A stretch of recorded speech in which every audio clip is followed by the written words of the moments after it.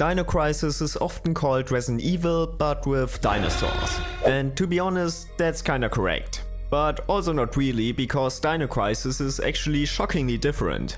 I mean, yeah, there are a lot of similarities and you definitely feel how the same people worked on both games, but even so, it sets itself apart from Resident Evil and offers an incredible unique survival horror experience you should definitely experience if you haven't already.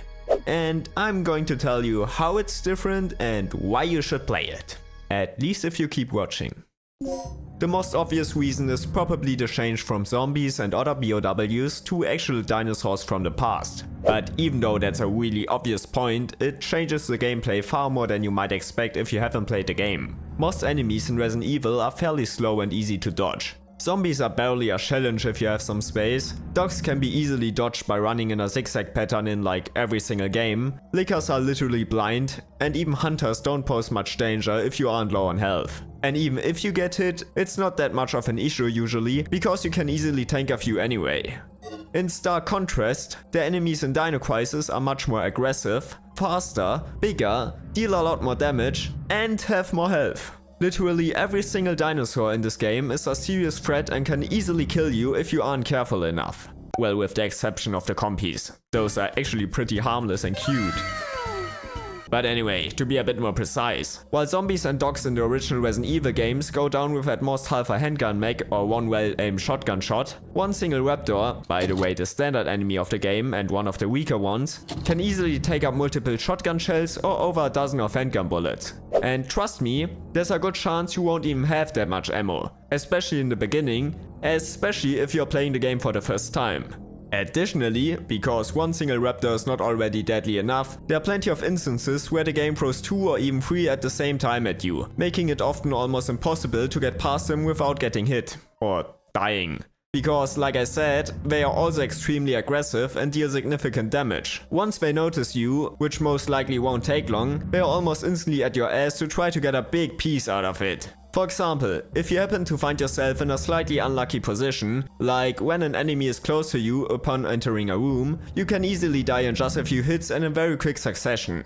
And even if you don't die, there's a good chance you will start to bleed if it hits you, because you actually can, in opposite to Resident Evil, and have to treat it. Otherwise you will just lose more health over time. And have I mentioned yet how they are able to follow you into other rooms at certain parts of the game?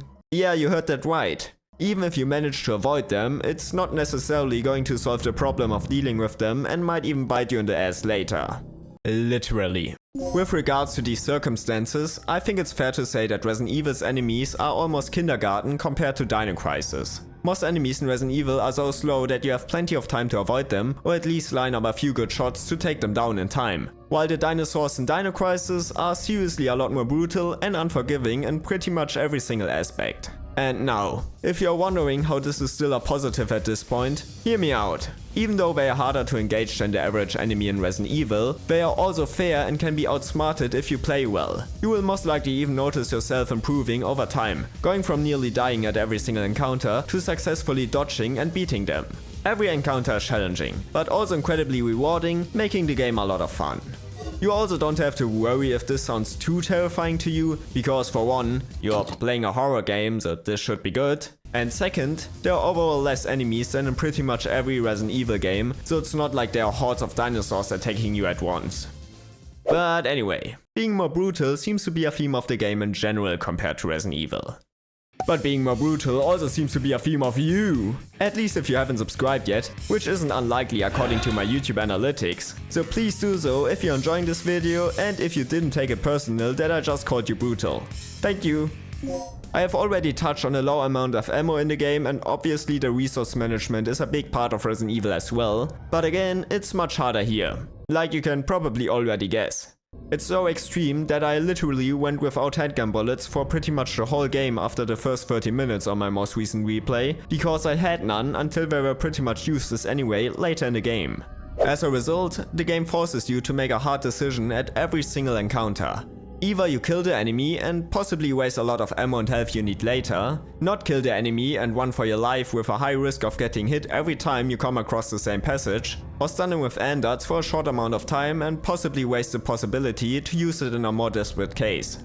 This decision making and management exists in Resident Evil 2, but because the enemies are much more dangerous and the resources much more scarce here, it's much harder to decide if you fight or flight. However, this is not even where the decision making stops. In Resident Evil, you find the vast majority of resources lying around the whole place. But in Dino Crisis, you will only find about half of the resources simply through picking them up, because the rest are in these emergency boxes. There are 3 types of boxes: green, primarily for healing items, red for ammunition, and yellow for a mix of both. You have to open them with a varying amount of plugs you will find along the way. The catch is that you cannot open every box because you don't have enough plugs to do so. Additionally, even though you can store your items in them, only the boxes with the same color are interconnected. This means you have to decide which resources you need most and open the boxes accordingly, while also remembering the color of the box in case you need certain items later in a different area. I mean, you could also write down which boxes you use, but who the f uses paper in 2025? Peh. No, but to be serious. Replacing item boxes with these kind of emergency boxes was a very clever idea to add an additional layer of complexity to the game, which I really enjoyed. But that's still not the last aspect to expand the decision making of Resident Evil. Resident Evil 1 and 2 offered a very simple crafting mechanic with the mixing of herbs, and very light decision making if it comes to the story, because both games feature slightly different cutscenes and endings depending on what you did at certain parts of the game. Both of these elements were drastically improved in Resident Evil 3 Nemesis, but also in Dino Crisis, which actually came out a little earlier in the same year. Instead of just mixing single herbs to combined herbs, you can now mix various different items with each other. Some mixes drastically improve the efficiency of, for example, a healing item, while others are straight up useless and do nothing. Additionally, there are also intensifier to get a sure boost in performance and multiplier to multiply the item. And instead of the rather minor choices in the first 2 Resident Evil games, like waiting for Barry after the Yon 2 fight or simply opening the tombstone instead, there are multiple choices in the game that heavily impact the ending and gameplay. In these instances, you can choose the strategy of Gale, which usually contains less puzzles but more fighting, or Riggs, which is the opposite. These choices can even heavily impact how you perceive the game, because it might be a lot more action or puzzle oriented depending on what you chose. But apart from that, even the order in which you visit rooms can impact the story and gameplay, so the choices you make are not limited to the choices.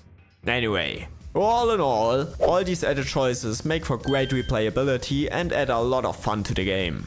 But now we come to something not related to the choices. Finally, puzzles are a big part of survival horror games. Some games, like the early Silent Hill games, feature sometimes extremely cryptic and hard puzzles that leave you confused even after you solve them, while other games, like Resident Evil, are on the lighter side. Most puzzles in Resident Evil consist of simply bringing certain key items to certain locations, maybe solving an easy code of some kind, and rarely something a bit more complex. Dino Crisis is mostly pretty complex and rarely a bit easier. Just like in Resident Evil, you usually have to find and use key items in the right location. But in opposite to Resident Evil, this is not where it stops. Behind the simple key item hunt, there are decently hard puzzles that might very well take multiple tries and a few minutes to beat. Good luck finding out what these numbers mean, or these letters, or how to get the correct order, or how to align these. Okay, maybe these are pretty easy. But in general, the puzzles are a lot more challenging than in Resident Evil, and I don't blame anyone for looking some of them up. But trust me when I say that they are again incredibly rewarding if you manage to solve them without any additional help, which is usually possible if you take your time. It's a great feeling to finally figure out the right code after some trying and thinking. Also, if you haven't played the game yet, but are thinking of starting it, write down important info you find in notes. Unlike in Resident Evil, those are not saved to your inventory, so you have to keep track of codes and other stuff yourself.